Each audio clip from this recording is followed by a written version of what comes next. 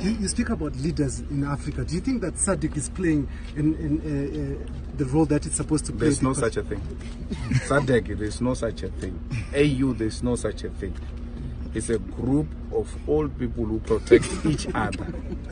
They don't protect the interest of their people. It's a club. It's a gentleman club. They don't care.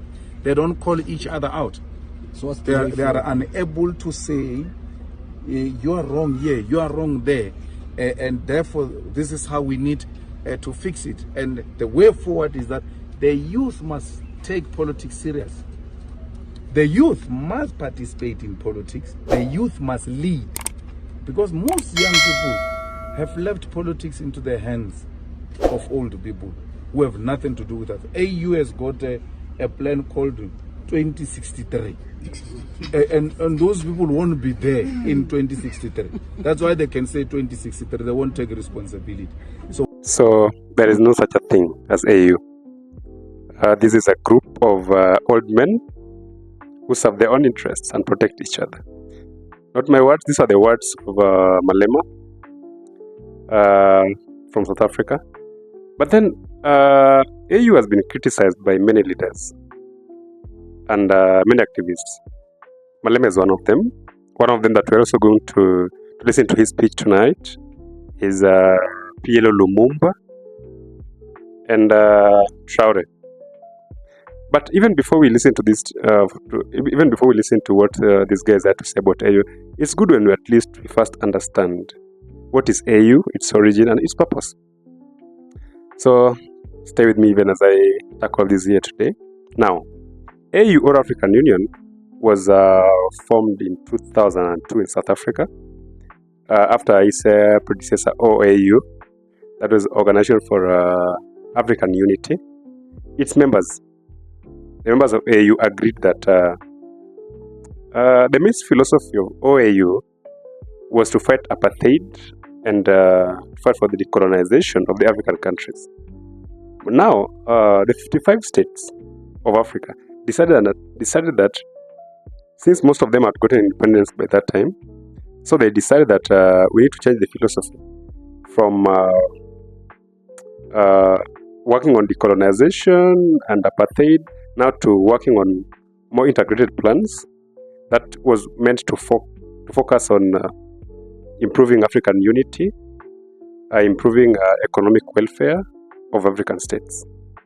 So that was the genesis of the AU. However, if you're in Africa, okay, for me, I'm in Africa, there's something that you realize that even if these leaders are criticizing AU, it can't be true, because if you look at the way African countries operate, it seems that each and these leaders are just having their own interests, if I don't maybe use a better word. That's why today we want to listen to what these leaders had to say, and maybe after that you'll also give us your opinion. If for you think that AU is working, and maybe if there is anything that can be done to improve maybe the welfare of African states. So first, let us first listen to what PLO Lumumba had to say about AU. In the month of May 1963, the leaders of the then independent African countries assembled in Addis Ababa, Ethiopia. And many speeches were delivered, and the thrust of all the speeches was that African countries, having regained their independence, their primary focus and objective was to ensure that they exercised their regained mandate for the benefit of the people, to ensure that the people were liberated from ignorance, disease, and poverty. On the 24th day of May, perhaps the most powerful speech ever made by an African leader was delivered by Ghana's Kwame Nkrumah.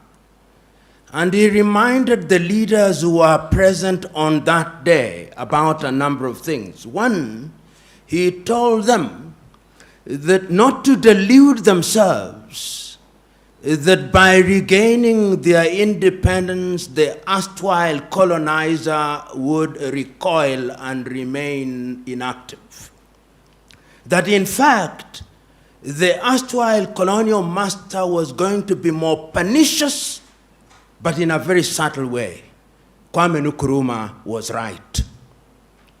He reminded his audience that going forward it was necessary and indeed urgent that Africans should begin to think as one whole, because if they remained in disunity, they would remain weak and vulnerable and therefore susceptible to manipulation. Kwame Nkrumah was right. He reminded his audience that because many of, if not all, of the African countries were artificial, they were created in Berlin, and the boundaries were artificial. But he urged his audience that they should respect the inviolability of the boundaries, because if they tried to redraw the boundaries, conflict would never end. And that was reinforced in 1964 in Cairo on the doctrine of inviolability of inherited boundaries. I remind us of this particular incident 58 years ago because in 2013, the African Union came with Agenda 2063. So there is something that PLO has touched that I may want us to get straight first before we continue, before I give you back the entire speech. PLO said something about Africa 2063. That was a 50-year vision made in 2013. It was intended to go until 2063. The AU expected Africa to have or to be a global powerhouse, or one of the leading global powerhouse. They expected that by 2063, they intend to have a peaceful, more integrated, and more economically empowered Africa, driven by African people and for the Africans. But then this is a 50-year vision. Something not bad mostly for a continent. But then these leaders made this plan, and it's true that by 2063, even most of them won't even be alive. That's a fact. In fact, it's one of the criticism of Malema. But then we are now in 2025 today. It's true that most of this agenda have not been implemented. And that's why these leaders are criticizing the AU, because it seems that they just talk of the agenda without implementation. And that's where all these things starts. So let us listen first to the entire speech of PLO, then we can have another conversation thereafter. And if you look at the text of Agenda 2063 and the speeches that were given around it, it was the rehash of what Kwame spoke about and the other leaders spoke about. And it's not lost on me last year that one of the themes of African Union was the silencing of the guns by the year 2020. I'm not a Jewish prophet, but the guns will not be silent next year. In fact, there are more guns that are emerging in Africa, which means that peace is still very elusive. And then we have been given the history. The founding fathers of the African countries took the view that because we are states made out of many nations, there was wisdom in having a style of politics that was different. So that in the early days of many African countries, many leaders held the view. Whether they were mistaken or not is another debate for another day. But they held the view that one of the things that they had to do was to have single-party states. So that if you went to Zaire then, or Congo before it became Zaire, or Zambia, or Malawi, or Kenya, or Uganda or Tanzania, everybody believed that in order to hold the many nationalities together, you needed a single party under whose aegis organization of state affairs would be undertaken. Mistakes were made. And then the conceptual West convinced us that our salvation could only come from something they call democracy. And I'm using the word very deliberately, something they call democracy, which they defined. And they defined it in English, if you are colonized by the English. And they defined it in French, if you are colonized by the French. And they defined it in Portuguese, if you are colonized by the Portuguese. And they defined it in Spanish, if you are colonized by the Spaniard. We never defined it in Kinyarwanda. No. It was never defined in Igbo or Yoruba. And we were told after the collapse of the Soviet Union that democracy was equals to 1, multi-party politics, 2, periodic elections, 3, limitation of terms of the presidency. That is how the conceptual West defined it for us.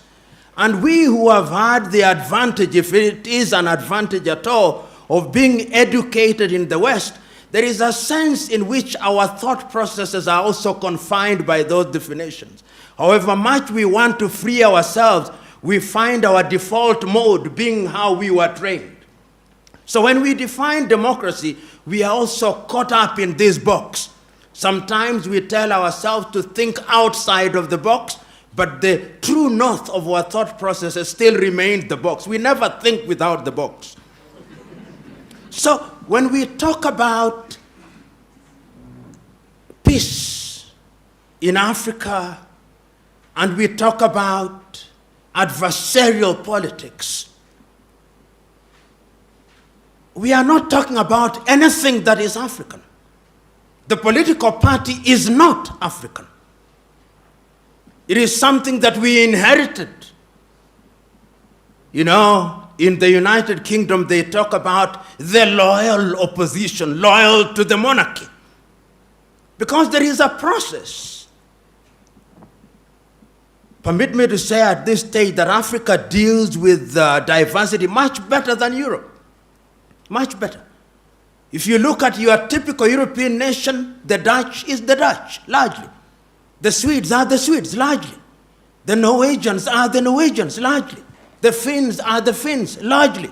And where they have many ethnicities, they don't do very well. Ask the Spaniards if you doubt me. Where they had many nations in Yugoslavia, ask them. They created many nations to create pure ethnicities. But African nations have succeeded thus far in working with diversity in very unique circumstances where the conceptual West, despite their protestation to the contrary, are always interfering in our affairs in a very subtle manner. When we are holding election, they will deny it. But there is a way in which they are always moving in a subterranean fashion. Because the thesis still is that you divide them in order to rule them. That is the thesis. We don't say it as loudly as we should because we want to be politically correct, and I refuse to be correct. And this is exactly what Kwame Nkrumah warned us about. And the political party therefore lends itself to that manipulation. We will be persuaded, because it is us who have gone to school who form political parties, we will be persuaded to form outfits.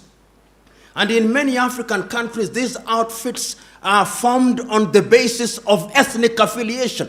Your typical African political party is simply an assembly of ethnicities. And in many African nations, you will discover that what we call elections is simply an ethnic census to determine which ethnic group is larger than the other. It is Julius Nyerere of Tanzania who said it. He said that the tragedy of Africa is not what the song is, not the song that is being sung, but who the singer is. And what he meant was very clear, that you may have an agenda that is good for your nation, but if you do not come from a particular ethnic group, those who will follow you will not be from your ethnic group. You may sing the best song, but when you look back, you'll discover that it's only people from your ethnic group who are following you. And when you have such a situation, the design is inherently conflictual. And that is why, therefore, when you look at Africa today, you discover that after every election cycle in many African countries, there is conflict. Because you go into the election, or the political parties go into an electoral process on the basis that we must win, and if we don't win, the elections have been rigged.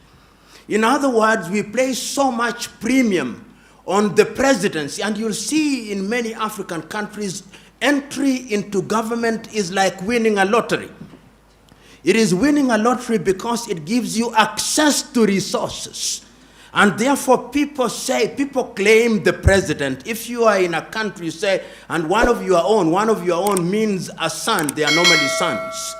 One of your own sons has won the presidency. The tribe celebrates, from the herdsman to the professor, from the fisherman to the intellectual, because we have now won the presidency. We have won the lottery. We will have ministers. We'll have all these, and everybody else feels excluded, and that generates conflict.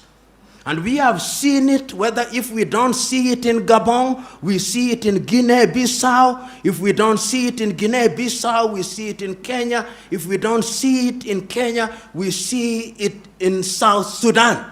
So that in South Sudan, if one were to ask them, what is the problem? The contest is of an ethnic kind. They are contesting because one of our own must occupy the state house. And that is why, therefore, you see, under the guise of democracy in a number of African countries, we create offices which are sinecures.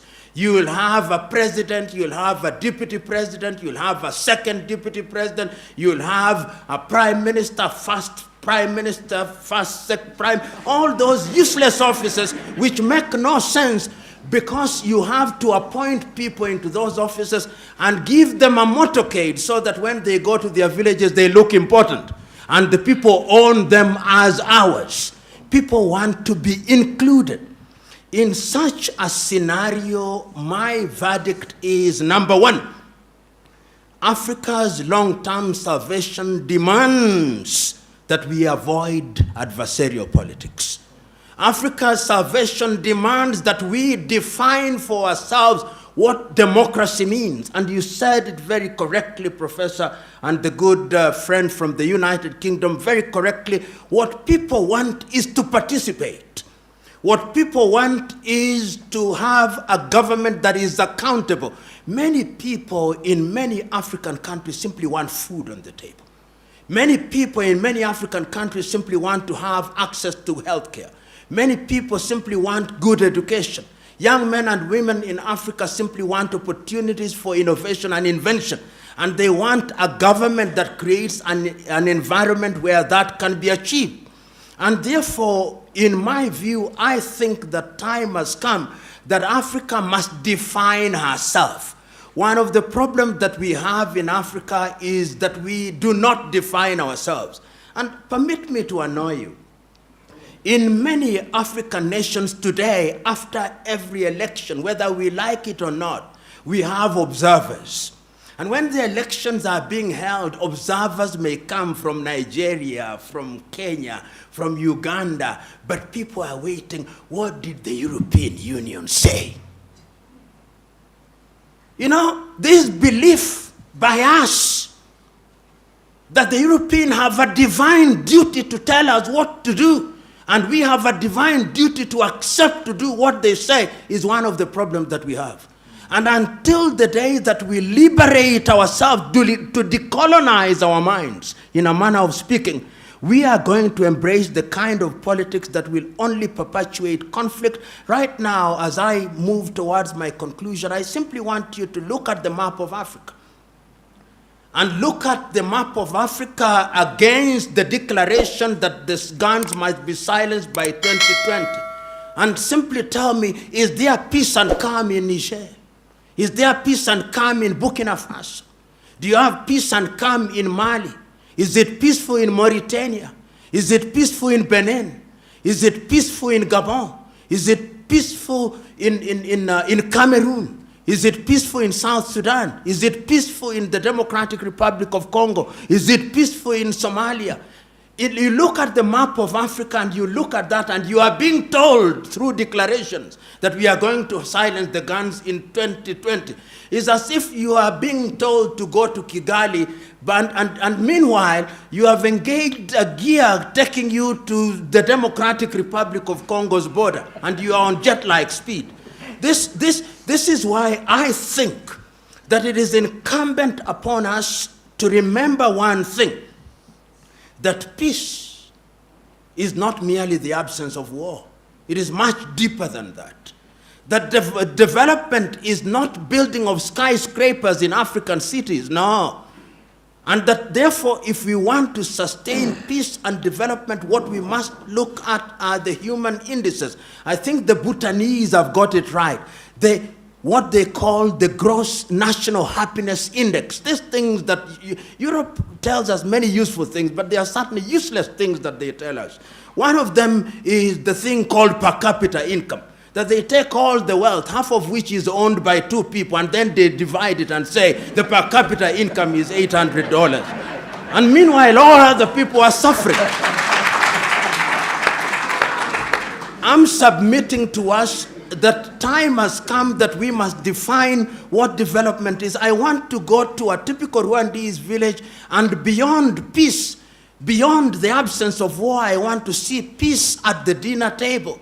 I want to see peace at the hospital and the dispensary. And I'm suggesting to us that politics defines all these.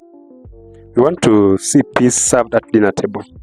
This is what PLO had to say, and I think I agree with him, because this is one of the criticism of AU, because honestly, this organization has been ineffective in implementing its objectives.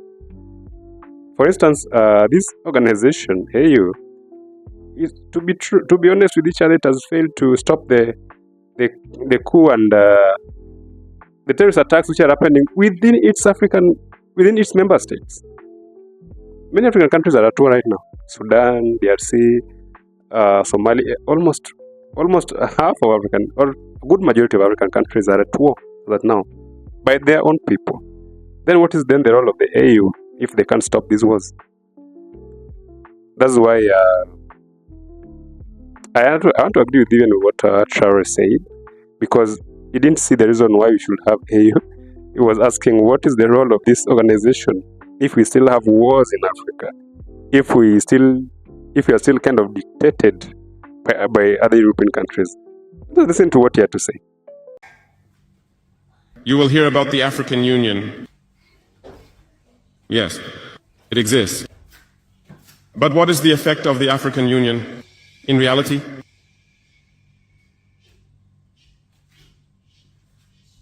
We cannot talk about integration in the theme and not talk about the African Union. Because it is this organization that should unite us, create real integration. But we regret to see these wars that persist on the African continent, killing millions of young people. And that this organization, which has heads of state, with armies, is unable to organize itself to support certain countries. The Union is not just a word. The Union is a symbol. And we, the youth, should learn a lesson from this situation to unite, to make integration a reality. I was unpleasantly surprised when Ethiopia, which hosts the headquarters of the African Union, was experiencing a conflict. And when I saw the Prime Minister put on a military uniform and announce the closure of the university in Addis Ababa to face the threat.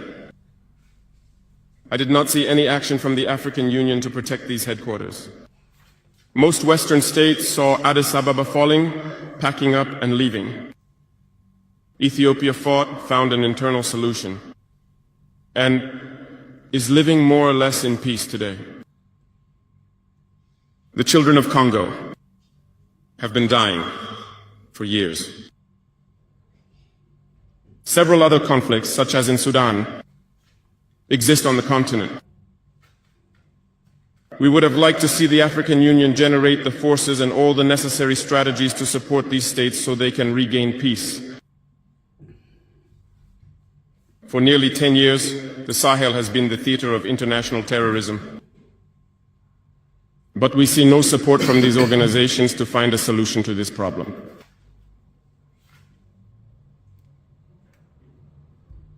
Worse, a few days ago, a country foreign to Africa openly announced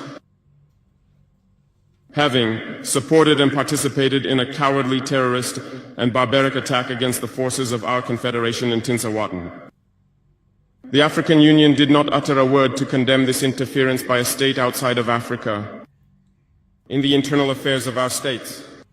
I would like them to hear this and therefore break their silence and take action so that the youth can believe in the African Union. After all is said and done, I want to know your opinion. If AU still exists and if it's doing its role, and probably what are your suggestions? What do you think should be done? Should we dismantle this AU thing and just each country to stand on its own, or should we form another body? I really want to know about your comments on the comment section, and please don't fail to subscribe. Thank you. See you next time.